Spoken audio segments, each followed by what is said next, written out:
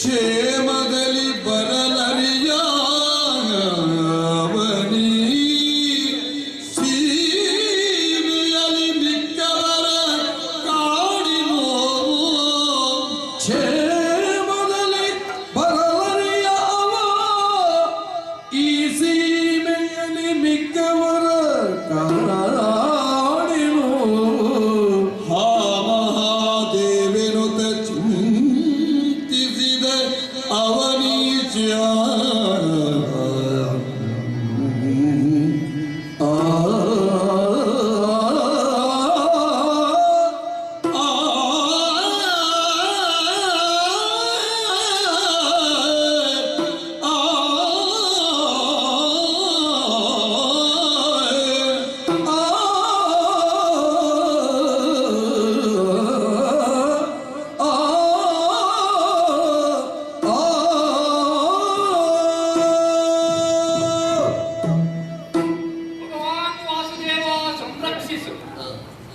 ಸತ್ಯದ ದಾರಿಯನ್ನೇ ಹಿಡಿದು ಹೋದಂತಹ ಪಾಂಡವರಾದ ನಮ್ಮ ಜೀವನದಲ್ಲಿ ಹಂತ ಹಂತವಾಗಿ ಕಷ್ಟವನ್ನೇ ಅನುಭವಿಸುತ್ತಾ ಬಂದವರು ನಾವು. ಕಾಡಿನಲ್ಲಿ ಕಷ್ಟವನ್ನೇ ಅನುಭವಿಸಿದರು, ನಾಡಿನಲ್ಲಾದರೂ ಸಂತೋಷದ ಜೀವನವನ್ನು ಸಾಗಿಸಬೇಕೆಂದು ನಾವೆನಿಸಿಕೊಂಡರೆ ಸೂಜಿಮಲೆ ಊರುವಷ್ಟು ಭೂಮಿಯನ್ನು ಕೊಡಲಾಗುವುದಿಲ್ಲ. ದ್ಯೂತ ಮೂಲಕ ಕಳೆದುಕೊಂಡದ್ದನ್ನು ಯುದ್ಧ ಮೂಲಕವೇ ಪಡೆದುಕೊಳ್ಳಲಿ ಎಂಬ ದುರ್ಯೋಧನನ ಮಾತಿಗೊಪ್ಪಿ ರಣವೀರ್ಯವನಪ್ಪಿ ಹಸ್ತಿನಾವತಿಗೆ ಹೋದ ಶ್ರೀಕೃಷ್ಣ ಸಂಗ್ರಾಮ ನಿಶ್ಚಯಿಸಿಕೊಂಡು ಬಂದ. ಪರಿಣಾಮ ಧರ್ಮಕ್ಷೇತ್ರವಾದ ಕುರುಕ್ಷೇತ್ರದಲ್ಲಿ ಅವ್ಯಾಹತವಾದ ಯುದ್ಧ ಮೊದಲುಗೊಂಡಿದೆ. 10 ದಿನಗಳ ಪರ್ಯಂತರ ಭೀಷ್ಮಾಚಾರ್ಯರ ಸೇನಾಧಿಪತ್ಯದಲ್ಲಿ ಮುಂದುವರಿದ ಯುದ್ಧ ಅವರು ಸರಳ ಮಂಚದಲ್ಲಿ ಪವಡಿಸಿದ ನಂತರ ಗುರುಗಳಾದ ದ್ರೋಣಾಚಾರ್ಯರ ಸೇನಾಧಿಪತ್ಯದಲ್ಲಿ ಮುಂದುವರಿ ನಮ್ಮವರ ಹುಟ್ಟಡಗೆ ತೊಡಗಿಸಿ ಇಂದಿಗೆ 13ನೇ ದಿನ ಗುರುಗಳಟ್ಟಿದ ದೂತನಾರು ಬಂದು ಚಕ್ರವ್ಯೂಹ ಭೇದಕ್ಕೆ ಪಂದ್ವಾಹನ ನೀಡುತ್ತಿದ್ದಾನೆ. ವಿಚಾರ ತಿಳಿದ ನಮ್ಮ ವೀರರು ಆ ಕೋಟೆಯನ್ನು ಮುರಿಯಬಾರದೆ ಗಾಯಗೊಂಡು ಹಿಂತಿರುಗಿದ್ದಾರೆ. ವರ್ತಮಾನ ಕಾಲದಲ್ಲಿ ಚಕ್ರವ್ಯೂಹ ಭೇದಿಸಬಲ್ಲ ಕೌಶಲ ಸಿದ್ಧಿ ಇದ್ದರೆ ಕೇವಲ 3 ಮಾತ್ರ.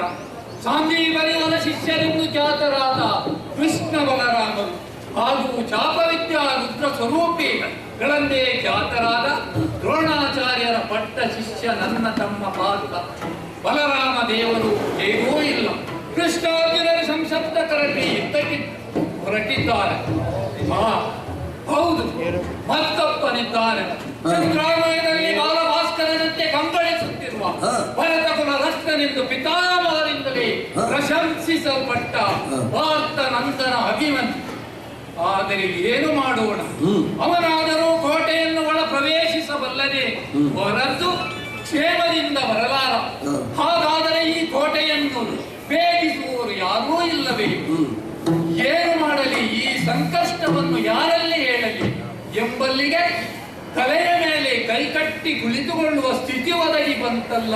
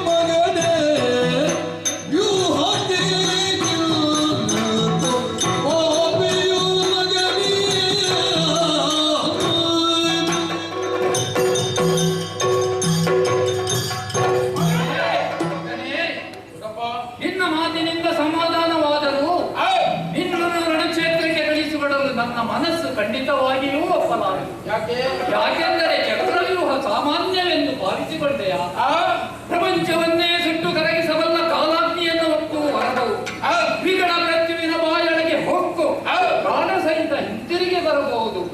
ಮಹಾಶೇಷನ ಹಿಡಿಯಲ್ಲಿ ಕುಣಿದು ನಲಿದಾಡಿ ಮಾಣಿಕ್ಯವನ್ನು ತರಬಹುದು. ಹಾಗಾಗಿ ಚಕ್ರವ್ಯೂಹವನ್ನು ಬಿಟ್ಟು ಬಿಡೋ, ಹೋಗು ಮಗನೇ ಒಳಗೆ. ಬಿಡು ಬಿಡು ಮಗ. ಬಿಡು ಬಿಡು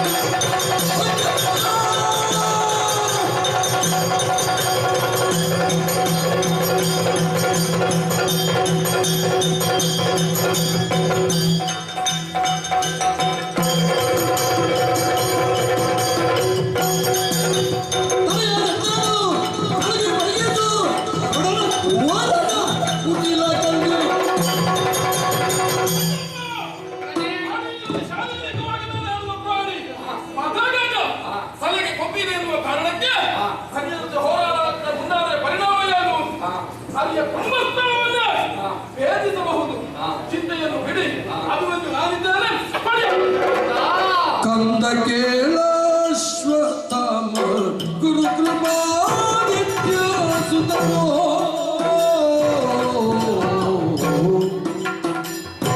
ಕಂದ ಕೇಳಶ್ವತಮ ಗುರು ಕೃಪಾದಿತ್ಯ ಸುತಮೋ ಒಂದಾಗಿ ತರುಣವ ಗ್ರಹರಗಾನತೆ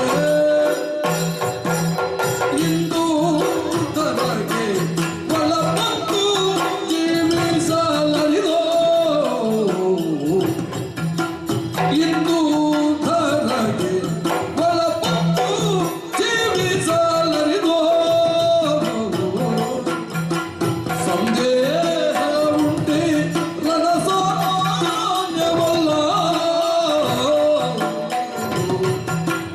ಎಂದೋ ಬೋಬೆಯೋ ಮಗನೇ ಇನ್ನೆಂದೋ ಬೋಬೆಯೋ ಚಕ್ರವ್ಯೂಹವನೋ ಮಗನೇ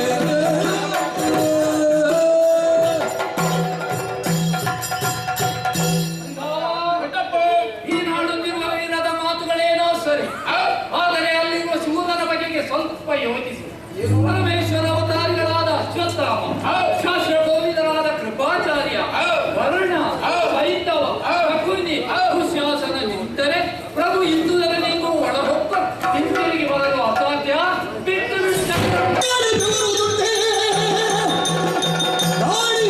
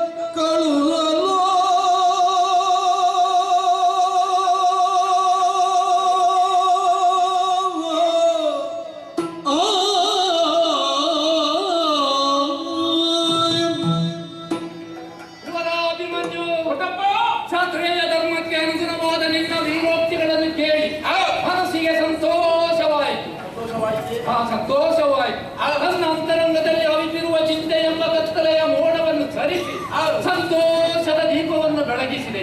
ಆಗಲೇ ಮಗನೇ ನೀನು ಯುದ್ಧಕ್ಕೆ ಮುಂದುವರಿ. ನಿನ್ನ ಬೆಂಬಲಕ್ಕಾಗಿ ಮೋಹನ ಸಹಿತ ನಾವೆಲ್ಲರೂ ಹಿಂಬಾಲಿಸುತ್ತೇವೆ.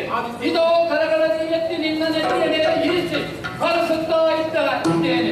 ಧರ್ಮ ರಕ್ಷಕನಾದ ಶ್ರೀಕೃಷ್ಣನ ಪೂರ್ಣಾನುಗ್ರಹ ನಿನಗಿರಲಿ.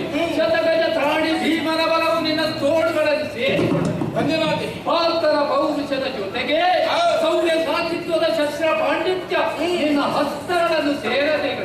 ನಕುಲ ಸಹದೇವರ ಜಾಣ್ಮೆಯ ಆಶೀರ್ವಾದದೊಂದಿಗೆ ಸಂಗ್ರಾಮ ಭೂಮಿಯನ್ನು ಸೇರಿ ಸಂಗ್ರಾಮ ಕೇಸರಿಯನ್ನು ಒಲಿಸಿ ಬರುವಂತಾಗಲಿ. ಹೋಗಿ ಮಗನೇ ಹೋಗಿ ದೊಡ್ಡಪ್ಪನವರಿಂದ ಪುಡಿಯನ್ನು ಪಡೆದಾಯಿತು. ಇನ್ನು ತಡ ಮಾಡುವುದಲ್ಲ, ಆದಷ್ಟು ಬೇಗ ಜನನಿ ಕರುಗದೆ ಪೋದೆ ನಾದರೆ ನೆನೆದು ಮರುಗುವಳು. ಜನನಿ ಕರುಗದೆ ಪೋದೆ ನಾದರೆ ನೆನೆದು ಮರುಗುವಳು ಜನನಿ. ಅದರಿಂ ಜನನಿಯಾಲಯದಿಡಿಗೈದಿ ವಿನಯದಿಂ ಅರೋಗಿ ಅಪ್ಪಣೆಯ ಪಡೆದು ನಡೆವೆ ರಣಗೆನು